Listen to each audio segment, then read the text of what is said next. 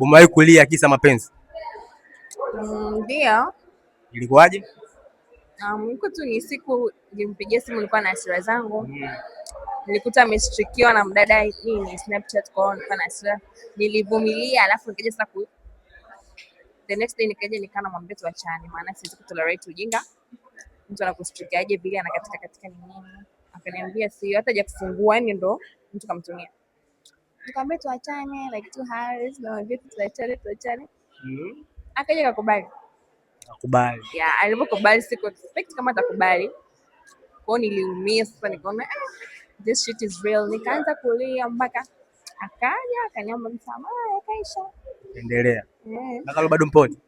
Yeah, actually. Mpote. Mwambie neno moja hapo kwenye kamera la kwa. Mimi cha kumwambia ni kwamba nampenda sana. Sitarudia tena kumkwaza na namuamini.